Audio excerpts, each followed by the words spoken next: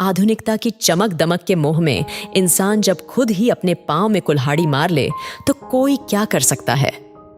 राजेश्वरी जी ने भी ऐसा ही किया जब उनका भाई उनके बेटे निशांत के लिए सुंदर सुशील लड़की सीमा का रिश्ता लेकर आया। दीदी, एक बार आप सीमा से मिल तो लीजिए। देखने में साधारण है तो क्या हुआ, पर स्वभाव की बहुत अच्छी है, आपकी बहुत सेवा करेगी।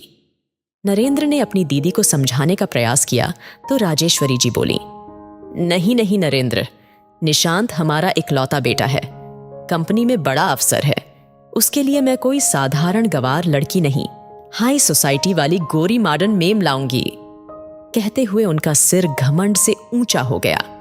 राजेश्वरी जी के इनकार करने पर नरेंद्र ने सीमा, जो कि उनके मित्र की बेटी के साथ अपने बेटे अरुण का विवाह कर दिया। महीने भर बाद राजेश्वरी जी ने भी शहर के एक बड़े बिजनेसमैन की बेटी मुक्ता के साथ निशांत का विवाह कर दिया। मुक्ता आजाद ख्यालों की आधुनिक वेशभूषा वाली लड़की थी, जिसके साथ चलने में निशांत बहुत गौरवान्वित होता था।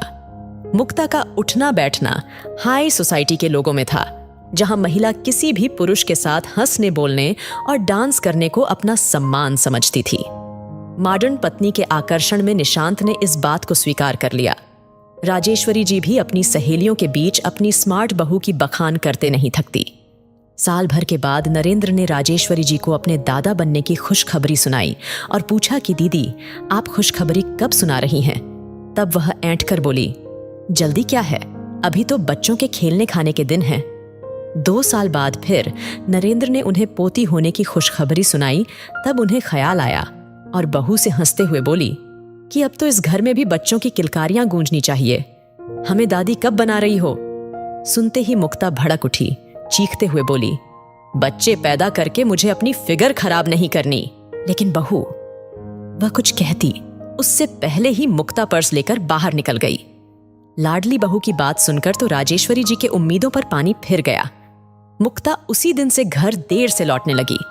कभी कभी तो शराब पीकर भी लौटती। राजेश्वरी जी या निशांत के टोकने पर वह उन्हें गवार और ओल्ड फैशन वाले कहकर कमरे में चली जाती। बच्चे की बात पर तो उसने पहले ही निशांत को 2 टूक जवाब दे दिया था। अब निशांत को अपनी मॉडर्न पत्नी की आजादी खलने लगी और इसीलिए दोनों के बीच कलह बढ़ता ही गया। कभी कभी तो वह भी शराब पीकर अपनी मां पर अपना भड़ास निकाल देता। राजेश्वरी जी की आंखों पर चढ़ा मॉडर्न बहू का आवरण उतर चुका था। रिश्तेदारों और अपनी सहेलियों को पोते पोतियों के संग खेलते और बातें करते जब वे देखती तो उन्हें सीमा जैसी सुशील लड़की को ठुकराने का बहुत अफसोस होता। वह सोचती कि काश मुझे सीरत की परख होती। अगर सूरत की चमक दमक देखकर मुक्ता को बहू बनाकर मैं अपने पांव में कुल्हाड़ी न मारती तो आज सीमा मेरी बहू होती और मेरे घर में भी बच्चों की किलकारी गूंजती। तो दोस्तों, अगर आपकी भी शादी होने वाली है तो अपने मां तक जरूर ये वीडियो शेयर करें और वीडियो अच्छा लगा हो तो वीडियो लाइक करें।